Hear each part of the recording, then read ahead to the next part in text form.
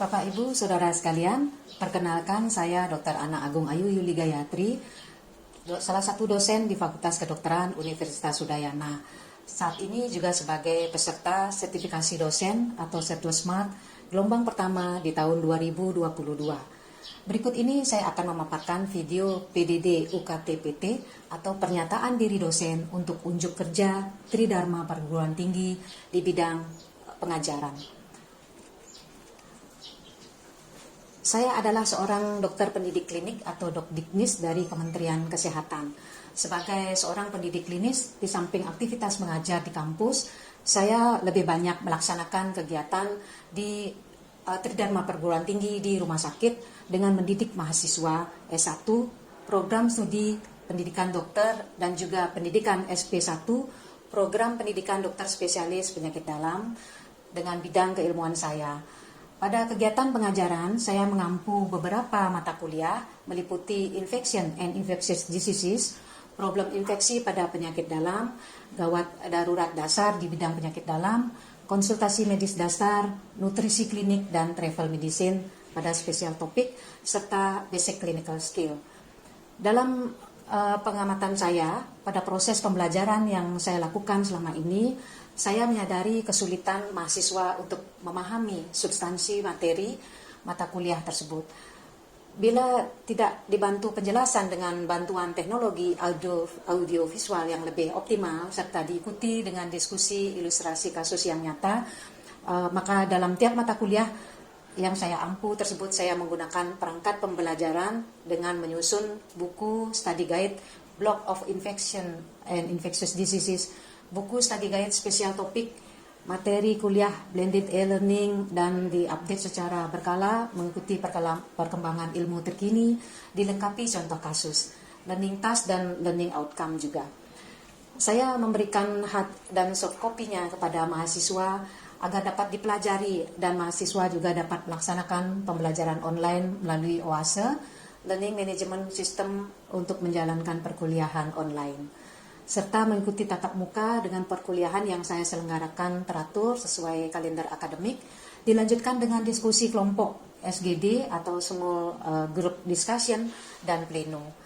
Pembelajaran secara online juga diselenggarakan melalui program Cisco Webex, terutama dalam era pandemi COVID-19. Saya juga melaksanakan tugas pokok dan fungsi saya sebagai dokdiknis, yaitu sebagai pendidik, provider atau dokter penanggung jawab pasien atau DPJP yang melayani pasien dan melaksanakan penelitian serta pengabdian masyarakat. Pada program pendidikan dokter di mana dokter maupun dokter spesialis penyakit dalam upaya menghasilkan alumni dokter umum dan dokter spesialis penyakit dalam yang baik, ada 3 hal penting yang telah diimplementasikan dalam proses belajar mengajar, baik di tingkat fakultas maupun di tingkat klinik, yaitu meliputi penguasaan keilmuan, penguasaan komunikasi, dan pemahaman tentang etika. Dalam pengamatan saya sebagai dokdiknis, pencapaian yang tidak optimal dari ketiga hal tersebut merupakan kelemahan dari kinerja atau performa alumni yang dihasilkan sebagai dokter. Penguasaan pengetahuan dapat saya implementasikan dengan cara mahasiswa mengikuti perkuliahan, diskusi, review kasus secara umum dan diskusi khusus untuk kasus-kasus menarik atau kasus yang jarang ditemukan, serta melakukan elaborasi artikel, jurnal penelitian melalui internet. Sedangkan penguasaan keterampilan komunikasi dan etika harus didapatkan melalui interaksi mahasiswa dengan pasien dan saya sebagai dosen klinik. Dalam pengamatan saya sebagai dosen klinik, mahasiswa sering mengalami kesulitan dalam mentransformasikan teori yang didapatkan di bangku kuliah ke situasi klinik yang nyata di rumah sakit. Hal ini saya atasi dengan usaha kreatif, yaitu menerapkan cara belajar berbasis situasi klinik yang nyata atau Clinical Based Learning atau CBD. Selain CBD, saya juga menerapkan role model, di mana saya sebagai DPJP bersama-sama dengan mahasiswa melakukan penata laksanaan pasien secara komprehensif dari awal sampai akhir, dengan tujuan agar mahasiswa dapat melihat contoh praktek klinis yang terbaik atau good clinical governance dan situasi klinik secara nyata, serta menerapkan ilmu pengetahuan sesuai yang dipelajari di bangku kuliah. Cara ini lebih efektif karena saya sebagai dosen pendidik klinik dapat menunjukkan kepada mahasiswa bagaimana membangun komunikasi efektif dengan pasien dalam melakukan anamnesis, pemeriksaan fisik, membangun diagnosis dan perencanaan penata laksanaan atau penanganan dengan cara mengajar langsung di sebelah pasien atau bedside teaching dan menerapkan etika dalam hubungan dokter pasien. Saya juga menerapkan metode pembelajaran clinical reasoning, mengajarkan peserta didik untuk selalu berpikir kritis, menganalisis dari keluhan dan tanda atau data penunjang lainnya untuk mendapatkan diagnosis dan tata laksana yang tepat. Selain itu, saya juga menerapkan micro skill teaching teknik, pembimbingan dan pengajaran 1 menit untuk mengatasi kendala keterbatasan waktu yang memanfaatkan penalaran klinik dan pemberian umpan balik konstruktif dengan langkah sederhana, bertanya dan berespon. Selanjutnya, program pembelajaran di klinik yang saya kembangkan adalah visite besar secara berkala, yaitu sekali dalam sebulan, secara bergilir ke ruang-ruang perawatan pasien penyakit dalam. Selain itu, tiap hari Selasa ada juga penyelenggaraan diskusi kasus menarik di bidang penyakit dalam dan review kasus penyakit tropik infeksi yang dirawat di seluruh ruang perawatan, di mana mahasiswa mempresentasikan kasus terpilih dengan media komputer atau LCD dan kasus sulit atau complicated yang memerlukan penanganan interprofesi. Saya menginisiasi konsultasi medis dan rapat tim.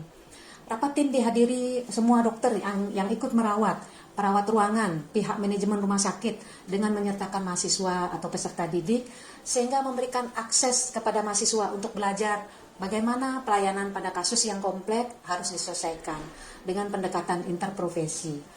Untuk menerapkan mata kuliah Basic Clinical Skill di klinik, saya menerapkan Direct Observation of Procedural Skill, yaitu mengajarkan tata cara melakukan tindakan dengan supervisi ketat atau pendampingan. Upaya kreatif pada kegiatan pengajaran yang saya kerjakan tentunya harus memiliki dampak peningkatan kualitas pembelajaran tiap mata kuliah yang saya ampu tersebut. Saat ini seluruh mahasiswa telah memiliki smartphone dan laptop yang canggih, sehingga materi perkuliahan blended e-learning yang selalu diupdate dapat dipelajari sebelum dan setelah perkuliahan dengan pembelajaran online melalui OASE ataupun dari soft copy yang saya berikan pada koordinator kelas. Pemahaman materi mata kuliah tentunya menjadi lebih mendalam lagi dengan diskusi kelompok atau SGD, small group discussion, dan pleno.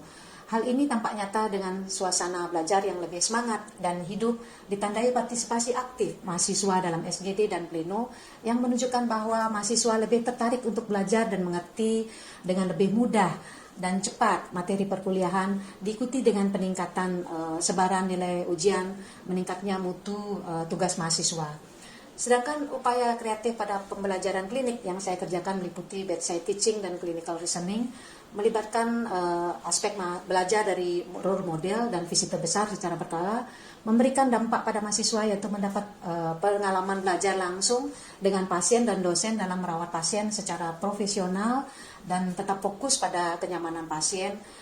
Micro teaching akan memberi dampak efisiensi terhadap waktu sehingga mahasiswa mampu membuat keputusan klinik pada sejumlah data dari seorang pasien dengan tepat dan cepat. Dengan menerapkan model pelayanan terbaik, tentunya dapat membentuk karakter dan meminimalkan mahasiswa peserta didik ke arah yang lebih baik atau good clinical practice. Pada upaya kreatif seperti review kasus dan diskusi kasus sulit, kasus menarik, serta penyertakan mahasiswa dalam rapat tim medis memberi dampak yaitu mahasiswa mampu membawakan atau mempresentasikan kasus tersebut dengan baik, kasus yang akan dibicarakan dan membuat rencana penanganannya. Setelah presentasi kasus kemudian diikuti dengan diskusi untuk mendapatkan keputusan terbaik terhadap kasus tersebut. Mahasiswa semakin paham bagaimana penanganan dan perencanaan kasus yang komprehensif. Kasus yang memerlukan multidisiplin, interprofesi, serta dapat belajar mengambil keputusan, penyelesaian klinik kasus-kasus kompleks. Sedangkan dampak dari mode pembelajaran direct observation of procedural skill adalah menjamin proses kemajuan belajar, keterampilan klinis mahasiswa, menguasai teknologi tinggi dan keselamatan pasien dengan konsep zero accident error. Dampak upaya kreatif tersebut di atas tentunya pada institusi pendidikan FK Udayana adalah peningkatan kualitas pembelajaran di rumah sakit yang berperan pada tercapainya lulusan dokter dan dokter spesialis tepat waktu dengan luaran dokter yang bermutu, mandiri, dan dapat memberikan pelayanan yang komprehensif dan berorientasi pada keselamatan pasien, berperilaku etis dan berbudaya, profesional, berbasis ilmiah, dan memiliki pengalaman klinis yang cukup mapan. Sehubungan dengan pendidikan klinik bertujuan untuk meningkatkan pelayanan, sedangkan dalam pelayanan kesehatan yang baik terdapat pendidikan yang baik dan sebaliknya juga demikian. Maka upaya kreatif ini memiliki dampak pada rumah sakit pendidikan berupa perbaikan terus-menerus pada sistem pelayanan, selain menyediakan sarana prasarana belajar mengajar yang membawa kesuksesan rumah sakit Sanglah pada kelulusan terhadap akreditasi GCI Joint Commission Internasional sebagai rumah sakit kelas dunia. Dan terakhir, dampak lainnya yang tidak kalah pentingnya adalah terhadap pasien atau masyarakat yang mendapat perawatan dan pelayanan yang baik, yang terbaik bermutu. Dalam setiap pengajaran saya menyiapkan rencana pembelajaran semester atau RPS sebagai acuan jumlah pertemuan dan topik materi yang akan disampaikan. RPS disampaikan di awal pertemuan untuk membuat kontrak perkuliahan dengan mahasiswa. Selain itu, saya juga menyiapkan bahan pengajaran berupa slide presentasi yang akan saya sampaikan pada metode ceramah. Untuk sistem evaluasi pembelajaran, saya melakukan penilaian 60% teori, 40% praktek dengan pasien standar.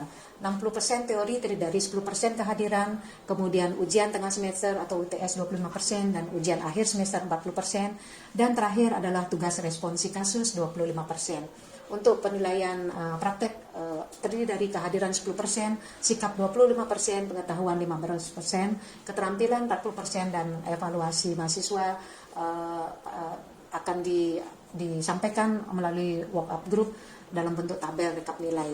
Bila ada mahasiswa yang masih kurang nilainya, saya akan memberikan kesempatan perbaikan nilai atau remedial. Berikut saya sampaikan cuplikan video pembelajaran mata kuliah infeksi dengan topik demam tipoid.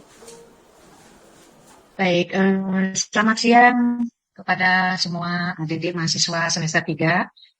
Pada kesempatan ini saya akan menyampaikan materi kuliah bagian dari infectious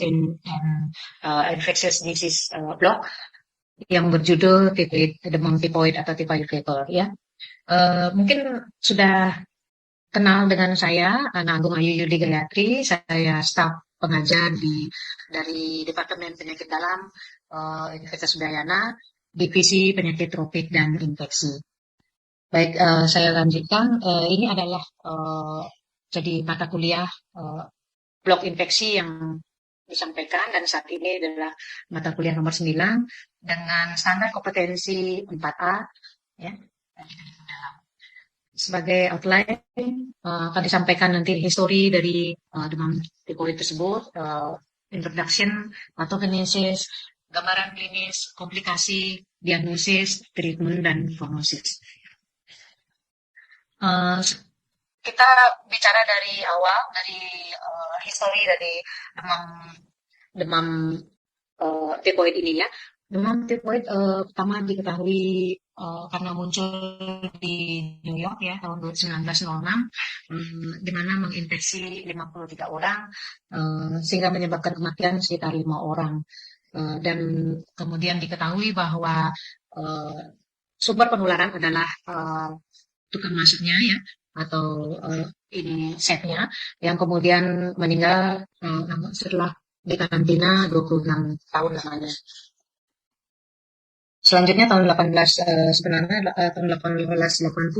hasil tipoid sudah ditemukan ya oleh Joseph Goebbels, dan selanjutnya tes Vidal ditemukan tahun 1896. Penyakit ini diketahui disebabkan oleh kuman bakteri Salmonella typhi atau Salmonella enterica Seropartiti, dan juga ada beberapa disebabkan oleh Salmonella paratitis yang menyebabkan infeksi general yang diawali dari reticuloendothelial system, kemudian ke intestine dan gallbladder. Infeksi umumnya itu pada manusia ya, dari orang yang sakit atau carrier yang sehat yang mengekspresikan melalui kotoran salmonella tipi atau paratipi ini, dan kemudian melalui makanan atau minuman yang termakan atau terminum akan bisa menginfeksi orang berikutnya.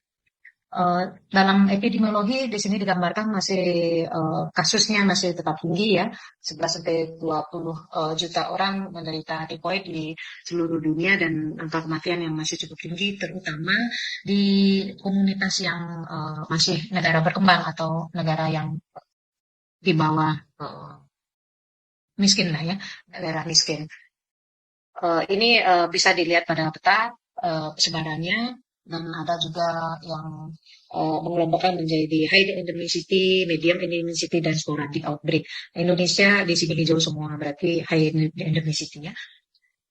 Etiologi dari demam tipoid ini sudah di isolasi salmonella tipi, paratipi A, B, C yang disebarkan melalui makanan atau minuman yang termakan atau minum yang terkontaminasi oleh kuman ini.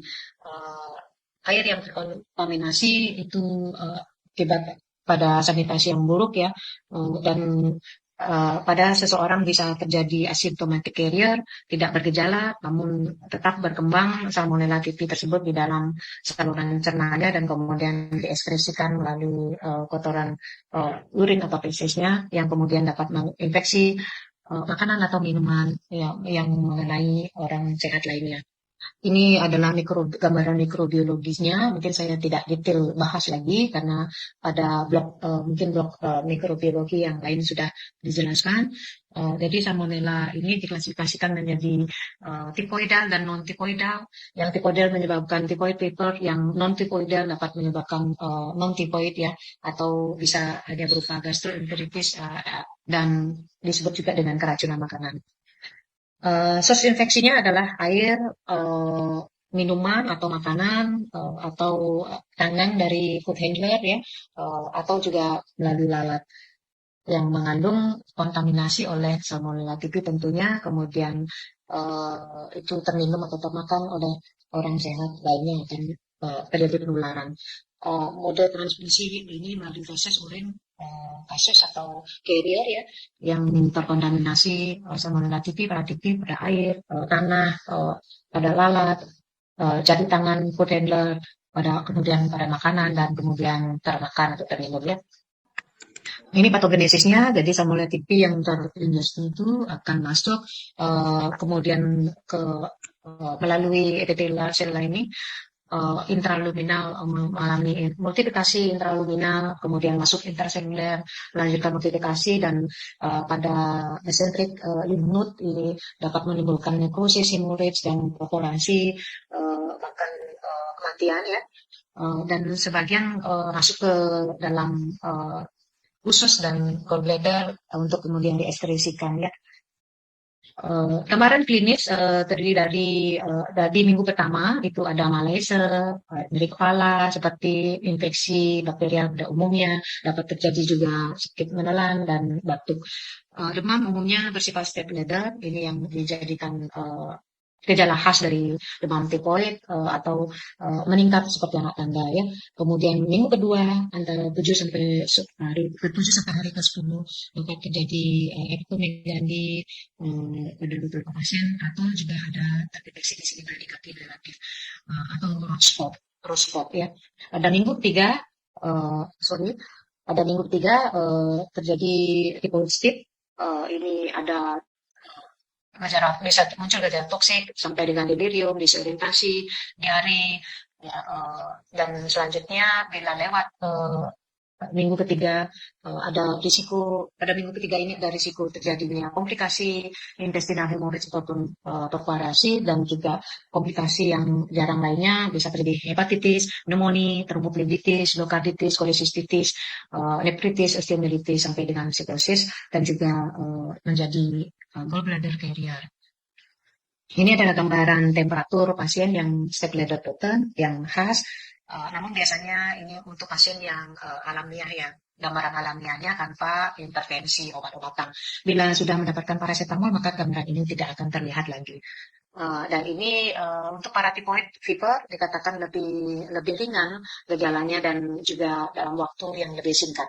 ada beberapa gejala ini yang khas yaitu demam tinggi, sakit kepala, eh, batuk kering sampai dengan spot ya, konstipasi juga.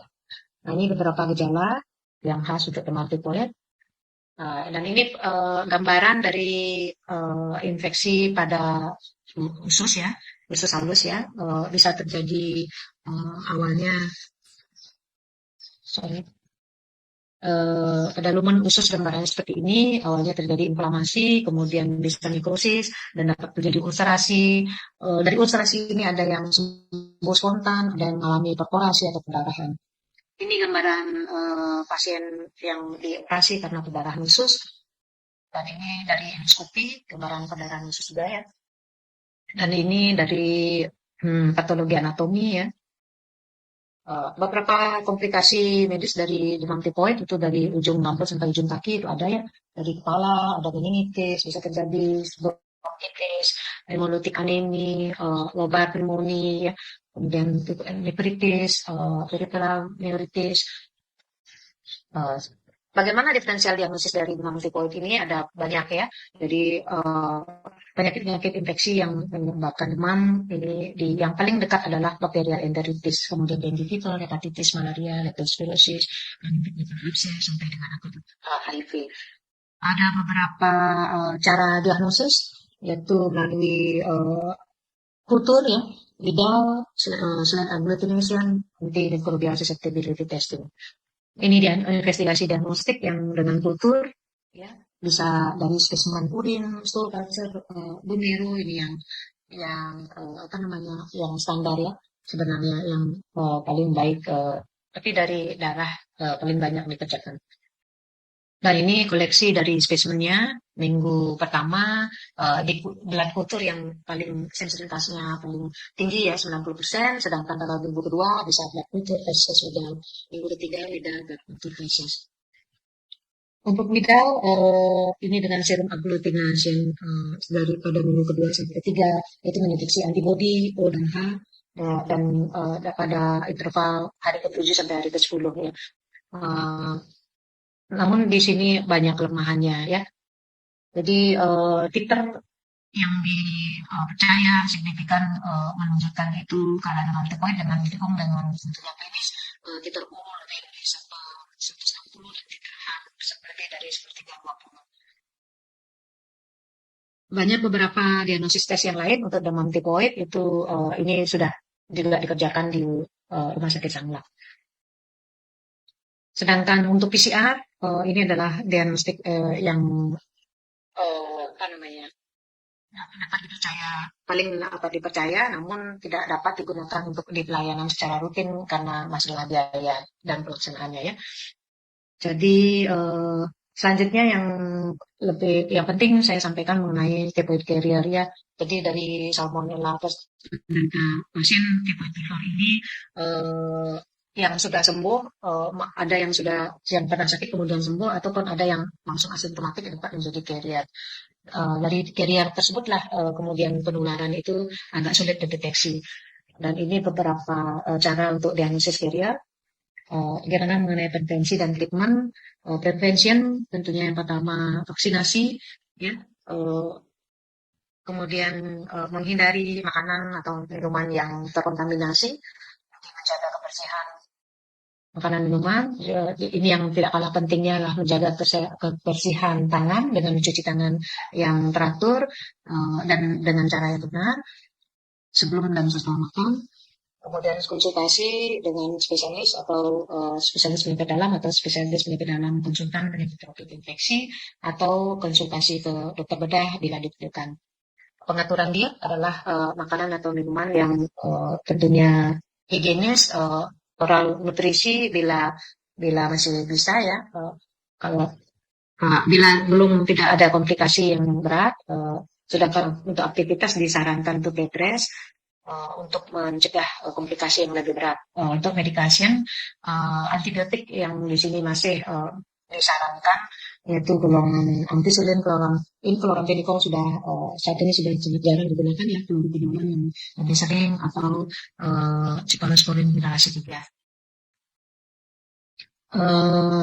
Selanjutnya untuk masalah antibiotik, kita sekarang dihadapkan pada munculnya berbagai kasus dengan multi resistensi antibiotik ya, sehingga dihimbau untuk menggunakan antibiotik yang benar dan efektif dan efisien. Resistensi antibiotik ini menimbulkan kesulitan untuk pemilihan antibiotik selanjutnya, dan ini adalah sebaran bagaimana mengenai prognosis. Jadi 30% dari pasien yang tidak mendapatkan terapi yang benar atau antibiotik itu dapat mengalami kematian. Demikian sementara yang bisa saya sampaikan. Terima kasih. Mungkin kita lanjut ke sesi diskusi. Disilakan siapa yang bertanya. Boleh bertanya ya, adik-adik.